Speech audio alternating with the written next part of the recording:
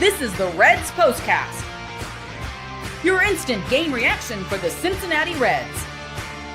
Part of the Locked On Podcast Network, your team every day. Good evening, Reds fans, and welcome to the POSTCAST, brought to you by Locked On Reds and the Locked On Podcast Network. My name is Tim Daniel. I'm a lifelong Cincinnati Reds fan, and I've been podcasting about the Reds at 5 years at publications such as Late Night Reds and The Riverfront. And I want to thank you all for being with me here tonight as we discuss, unfortunately, the Cincinnati Reds taking a tough loss to the Philadelphia Phillies 5-1 today at Citizens Bank Park. If you were just checking me out for the first time, please be sure to hit that notification button here on YouTube so you can not only get my show after each and every Reds game, but you can get Jeff and Steve Monday through Friday on Locked On Reds. Today's episode is brought to you by our good friends over at Game Time. Use code LOCKEDONMLB with your first purchase. Get $20 off your first order. On tonight's show, Nick Lodolo, really good today. Deserved better. Wasn't his day. The frustration of runners in scoring position and leaving guys stranded kicks back today. And we're going to end on a high note. Willie Beeman, lefty on lefty crime today. Love to see it. Will Benson hitting a solo shot for the Reds' lone run today. Also gave them the lead, and they couldn't add on to it from there. All that and a whole lot more. We got Scott in the chat. We got Laura in the chat. Will's in the chat. If you want to come join us, come spend some time with us. We're here for you. Let's go ahead and let's get into the show today. This is what you'll be talking about. So, today wasn't very good, right? Offense really stunk today. Game wasn't a very good game. Really bad error there at the end by McLean. Leads to a Schwarber homer. But Nick Lodolo today, despite that last homer by Bohm, I thought was really good today. Went 6, had a quality start. Does pick up the loss. But I thought he was really solid. What? Laura breaking the news that Jeimer Candelario is signed with the Yankees. Now watch, he's going to go there and be awesome. It's going to be really annoying. But with Lodolo today, I thought pitched great. I mean, realistically, like even the Edmundo Sosa home run, I thought was a really good pitch. Low and away. Sosa just hasn't been a very good hitter throughout the year. Got a shot. Hit the ball opposite field over the wall. You live with that. Other than that, I mean, the 8 strikeouts, the 2 walks, giving up a leadoff hit, you thought, oh no. But he dug his toes into the mound and did his job and gave them a chance to win. I really liked what we got from him today. I really have liked what we got from him for a while now. And I know I was like irritated with him for a bit there. Well, they didn't start TJ today. You know, not that I'm going to make the excuse because he normally does hit lefties okay. His lefties numbers haven't been what we're accustomed to for a bit now. So I'm wondering if that maybe played a part in it. And I mean, Benson did hit a homer starting in center field today. So Lodolo's last 7 games, he's got his ERA about 3.89, 37 innings. I believe that counts today of MLB uptime, which I think they do. And this is what we talk about every time, right? Did he give his team a chance to win the game today? Yes, he did. Did they make it happen? No. And we'll talk about that in the next segment. But for him to kind of just pick up a little slack, and I thought, you know, his last start before today as well, last Sunday, I thought he pitched really well in that game. So we're getting good Lodolo right now, and I love it. And I hope that we can get more from him as well. Can't wait to see where he comes from. Can't wait to see how he picks up from this as well. Looks like we'll probably have one more start before the All-Star break. Yeah, Laura, he absolutely was nails. He was nails. And, you know, Scott made the mention here. Let me pull up real quick. So if you're on the chat, he says, Bohm's homer is an example of Citizens Bank Park being a home run park. That's a jet stream to that location. It's similar to GABP. It's very similar. So to kind of see that, happen, it's bound to happen a day like today. It's like 1,000 degrees out there. Yeah, you live with it. So shout out Nick Lodolo for a solid day. Liked what they got from him. Just wasn't enough. Graham Ashcraft has his first outing back from the IL. And I thought, looks really solid in his inning, got a strikeout. Brent Suter. Matt McLean didn't do any favors. And then Kyle Schwarber, picked up on that and probably put the game out of hand. Though pitching did their job today, right? I mean, that's all you can ask for is, you give up 4 earned runs. I know they gave up 5 total. You feel like you have a shot to win the game, especially the way the Reds have been playing and have these comeback wins of late. So today stunk. Let's see if they can get better tomorrow. I look forward to seeing how they pick up. It's going to be a tough one tomorrow too, for sure. Zach Wheeler taking the hill for them, but you have a chance to win a series tomorrow and come home for 2 favorable matchups before the All-Star break. Now, anything can happen, but you feel like the Reds should probably go out there and likely take care of business there. But shout out Lodolo for a good day. Good to see him doing that. What was really frustrating today, though, was offensively. And particularly in a game like this where they lose by 4 runs, they left 8 in scoring position. We're going to talk about that and more right after this.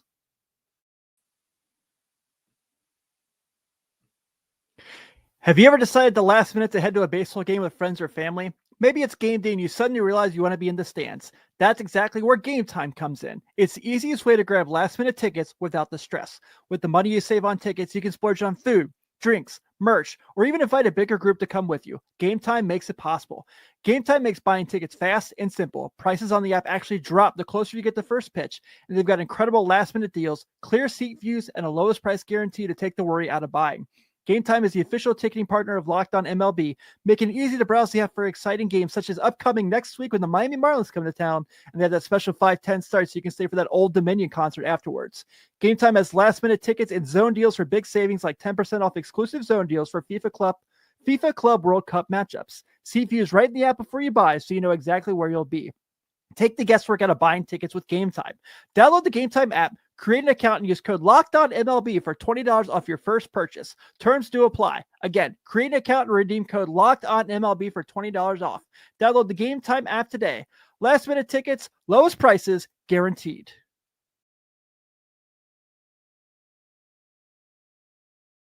Want to give a shout out to all of our everydayers here on the POSTCAST. It's so good to see you in both good and bad days like today, where the Reds unfortunately do take a bummer of a loss. But with that being said, obviously tomorrow is a new day and we can see if they can get this going again. If you're just checking my show out for the first time, please be sure to not only hit that notification button where you can not only get me after each and every Reds game, but you get Jeff and Steve Monday through Friday on Locked On Reds. And also check us out everywhere on every podcast app of choice. Now, it's easy to say that the Bohm homer was probably the turning point of today's game. But to go into the theme of what I'm about to talk about in this segment, I had to go elsewhere. Time to reveal where the game was won or lost. It's the turning point. Spencer Steer, in the top of the 4th inning, and a no-score game, has runners on second and third, 1 out. Chance to get to Ranger Suárez early. Strikes out. Now, I'm going to go ahead and say real quick, it's hard to be mad at Spencer Steer because he swung the bat so well today. But today he wasn't good. Today he had 2 really rough at-bats that really kind of cost the Reds in big situations. So you take it, it's a bad day, and you move forward. Laura, that's a fair point. You could definitely say that strike call wasn't ideal. But, box score, one way or another, strikeout says the same, unfortunately. And that's where I go today because the Reds had 8 hits today. I mean, that's solid. You live with that. But just couldn't seem to get that one hit. And when they've struggled this year, it's been the one hit, right? It's been like they just need that one. So today they were 0 for 8 with runners in scoring position, and they left 9 on base. They lose by 4 runs. Obviously, those go hand in hand, but they had their chances, right? I mean, they had a ton of chances. I mean, another day today, they only had 2 extra base hits between the Austin Hayes double and the Will Benson homer, and they just kind of couldn't get anything consistently going. I'm not mad at them. It's baseball. Baseball's a hard game, and obviously Phillies got an excellent starter out there, and obviously they're a great baseball team. Like we said yesterday, a team that's probably going to win the National League East, but in a team you're probably going to be really afraid to play in a short series for sure. But also, when you play teams like this, when you play teams like the Phillies, the Dodgers, the Cubs, you name it. Good National League teams that you're gonna have to, battle with. You can't have days like this. Yeah, Laura, that's a good point too. I didn't even think about it. Trevino had the bases loaded. Sorry if someone else mentioned that. Scott did say it earlier. Okay, my apologies. So I did forget that. So that also, that furthers my point. You have these chances, you got to take them. If you're playing the Phillies, you can't strand guys like that. Here and there, sure. But if you look in context for them, they were also 0 for 5 runners in scoring position and put 5 runs up. And look, every run today came on behalf of a homer. The Ballman Schwarber ones were 2-run homers, and then the Sosa and Benson homers were solo shots. So obviously, there are going to be days like that. But they got to find a way to kind of get these consistent at-bats going. And they have done it for a while now. Their offense has been really, really good for a long time. Today was just a stinker, right? You know what? They're going to have stinkers sometimes. It's baseball. I think we're just all so impatiently waiting for them to finally get to 5 games over 500, and they keep finding a way to not be 5 games over 500. It's like they're allergic to it. And that's what kind of makes a loss like today a little bit of a bummer. But I still think it's in them, and I still think that they're going to put something together here. I've really liked how they've played for a while now. Pierre says right here, they've been getting better with runners and scoring possession metrics. Today was just a hiccup. I agree. So just wasn't their day. Give the Phillies credit. They pitched really well. They pitched, and they took care of business. But, who had a nice moment today was Will Benson. We're going to talk about him after we crown our Locked On Player of the Game. This is the Locked On Player of the Game. Well, I love what Will Benson did today. It has to be Nick Lodolo. He was dealing. He was nails, as Laura put it earlier. And you know what? Guy gave his team a chance to win against one of the better teams in the National League. Offense just couldn't put anything together. But Will Benson today, a guy who often doesn't play against lefties, put one in the seats against Ranger Suárez. And not only kinda either. That was a tank. That was for sure a tank job. Really good swing and just an absolute bomb. Love it. Absolutely love it. Here's where I am at on Will Benson. We all know. Big fan. Big fan. There was some comments sections debate where we might have to have a thumb war to determine the president of the fan club. I don't think I'm worthy of that conversation. But I'm really enjoying what we're seeing from him. I'm really loving that the power swing. And I'm at the point where no, I don't ever suspect he'll make consistent contact against left-handed pitching.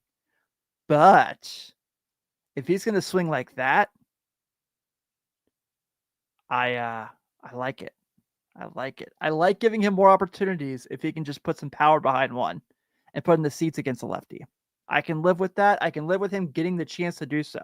Because let's be realistic here. I've asked a bunch of my buddies this today who are as big a Reds fans as I am. Some who work on this exact, network didn't get back to me. But do